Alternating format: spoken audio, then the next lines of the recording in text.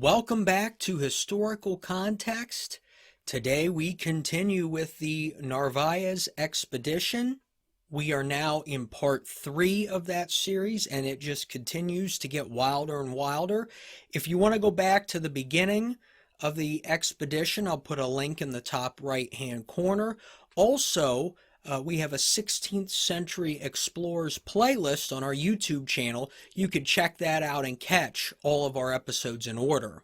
Don't forget to like and subscribe to the podcast. So where we left off last time is that the Narvaez expedition was stranded on the west coast of Florida.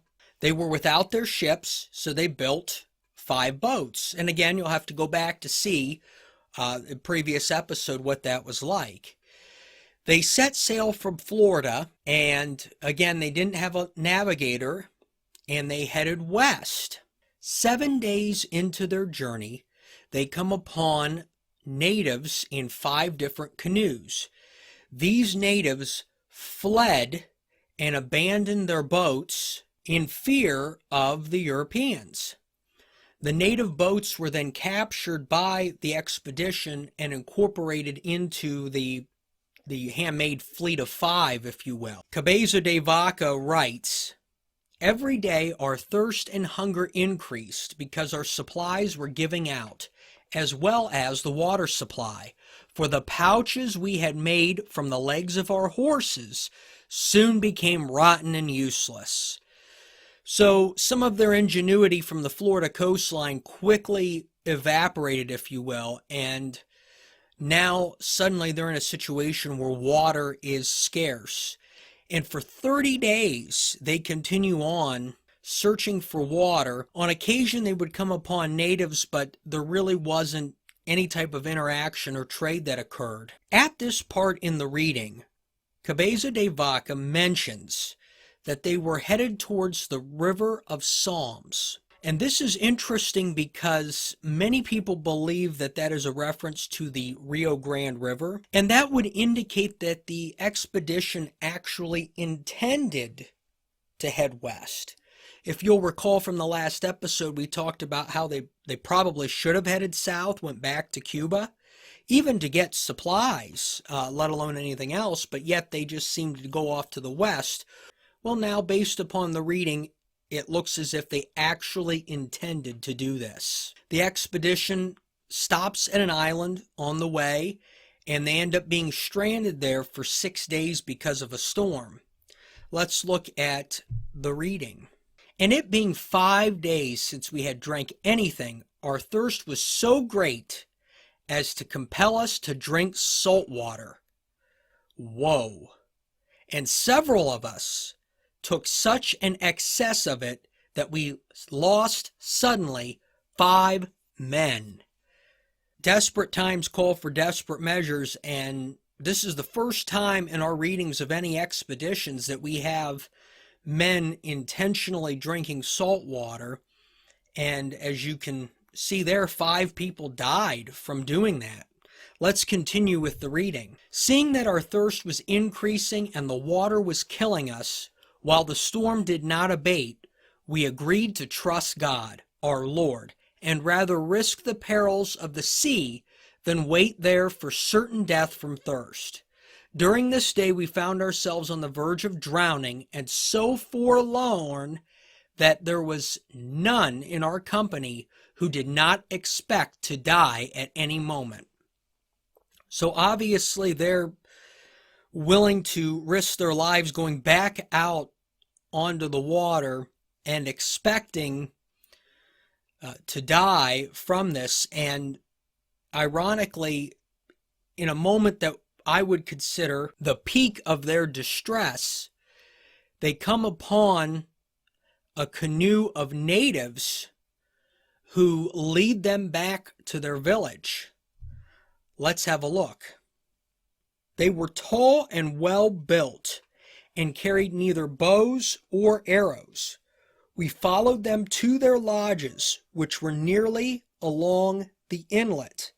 And in front of the lodges we saw many jars of water, and great quantities of cooked fish. The chief of the island offered all to the governor, and led him to his abode. Hallelujah! Jars with water, which were probably clay pots, if you think about it. Definitely not a glass jar. But they had water, and they were offering it to the men, which was great. Cabeza de Vaca, I'm sure, and those men were rather relieved to have some water. They go on to trade maize for fish, and that trade seems to go well. The natives ask for more and are provided more. And then all of a sudden, as the sun sets, something weird changes. Let's have a look. Half an hour after sunset, the Indians suddenly fell upon us and upon our sick people on the beach. They attacked the house of the chief where the governor was, wounding him in the face with a stone. Seeing the governor hurt, we placed him upon the barge and provided that most of the men should follow him to the boats. Some 50 of us remained on land to face the Indians, who attacked us thrice that night. Not one of us escaped unhurt. I was wounded in the face, and if they had had more arrows, without any doubt they would have done us great harm. I destroyed more than 30 of their canoes, which served to protect us against the northern wind. After this, we embarked and navigated for 3 days, having taken along but a small supply of water. So we found ourselves in the same plight as before. Oh man, can these guys not catch a break or what? Takes 30 seconds after nightfall for them to be under attack. Now, it's hard to say what would have caused or preempted that. It appears to have been sudden, pretty violent, even, into the house of the chief that they were at. Narvaez is wounded in the face. Cabeza de Vaca is wounded in the face. The reading mentions that the primary weapon that was actually used was stones. So they were throwing stones at these guys, and that they didn't have a lot of bows and arrows, but they did have some. And they end up, at the end, almost as bad as where they started off. They had very little water. They were back to being thirsty again and headed presumably west. So a few days later, they come upon more natives, and after exchanging some signs, the natives say that they have water further inland, but they need something to carry it with. One of the men aboard the ship offers to go and carry some of the water back. And an African who's on the ship, and this is the first time it's mentioned that there's an African on the ship, goes with this man to go get this water. In the writing, there is some skepticism as to whether or not these two men could safely attain water and return, and the natives, as a sign of good faith, leave 2 of their own men behind as collateral. Well, a decent amount of time goes by, and the envoy returns, and there's no water, and the 2 men from the expedition are missing. And when the 2 natives on board the ship talk with the natives that are returning, they suddenly try to jump into the water. So obviously this isn't a good sign about the 2 men. But the crew hold them back and detain them. Clearly, with the 2 men from the expedition missing and the 2 natives trying to get away, there's something really bad occurring here. And they're kind of in a holding pattern until the next day. Let's have a look. Many canoes of Indians came, demanding their 2 companions. The governor answered that he would give them up, provided they returned the 2 Christians. With those people came 5 or 6 chiefs. So the natives apparently bring multiple chiefs in with this crowd of canoes. They entreated us to go with them and said that they would give us, the Christians, water and many other things. And more canoes kept coming towards us, trying to block the mouth of the inlet. and for this reason we took to the sea.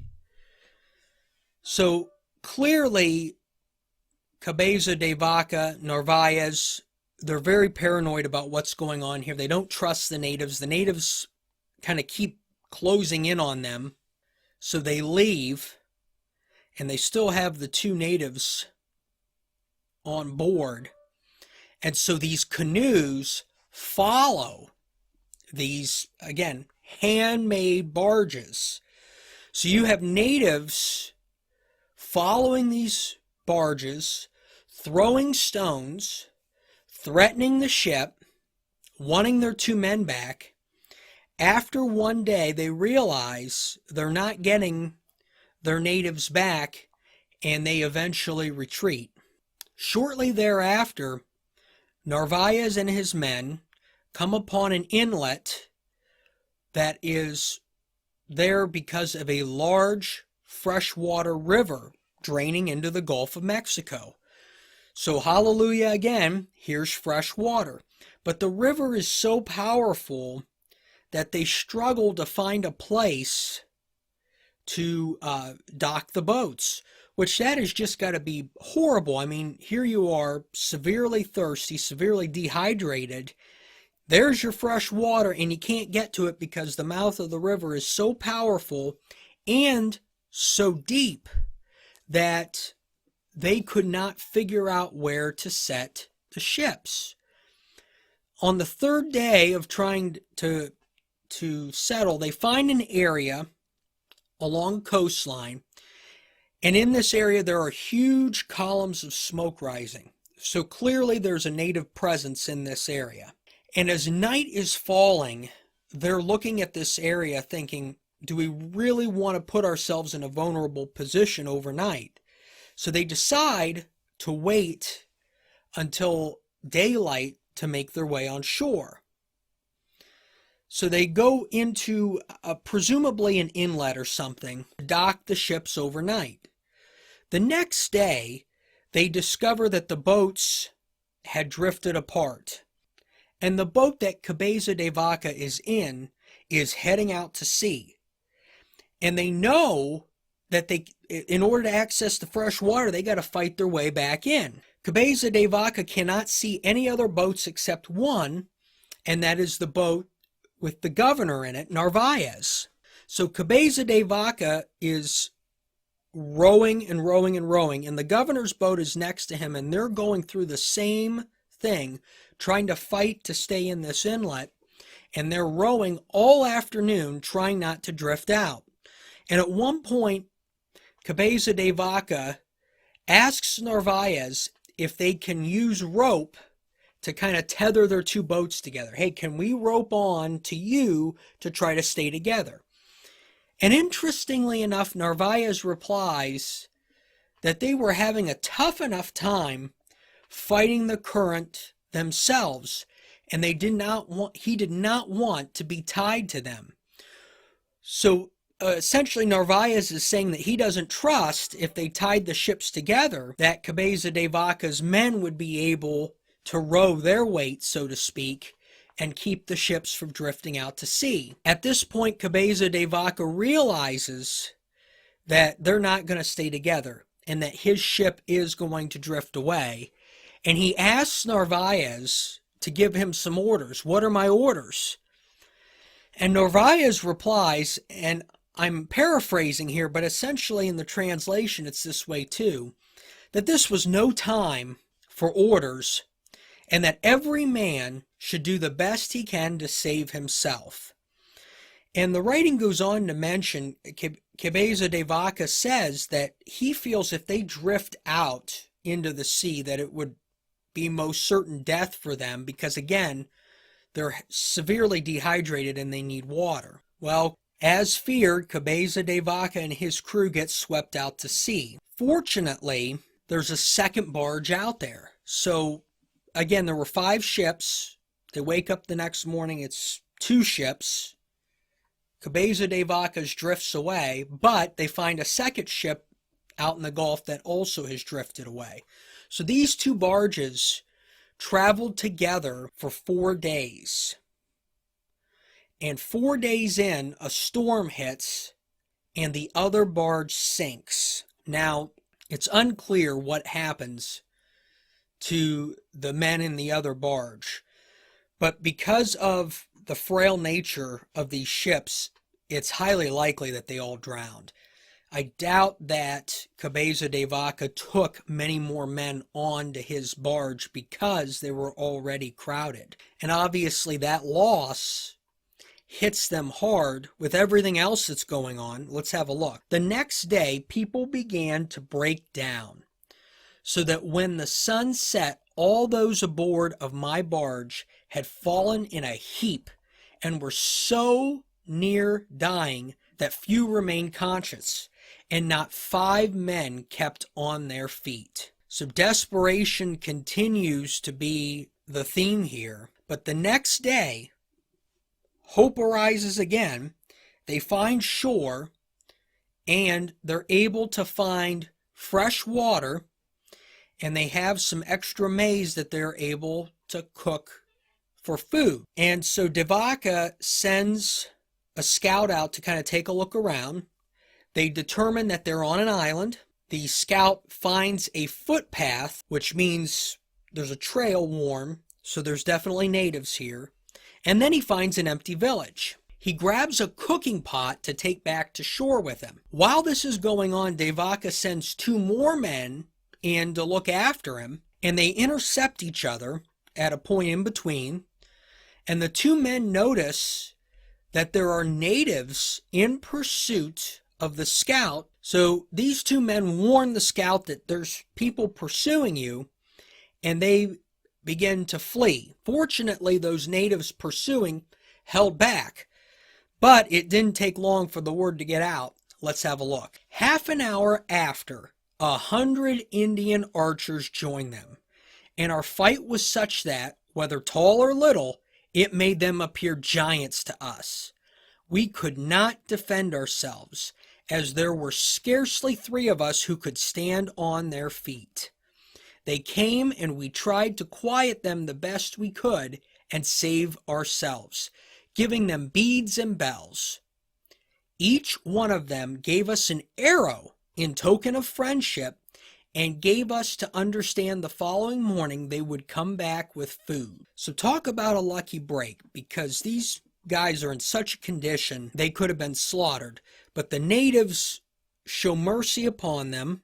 Hopefully that relationship is going to last a little longer than it did in the last encounter, but they do come back. The natives do come back the next day, and they bring fish and roots, and they continue to come back in the evenings and in the days that follow. The explorers are beginning to regain their strength. They've got water, they've got food, they're doing better and better, they're recovering.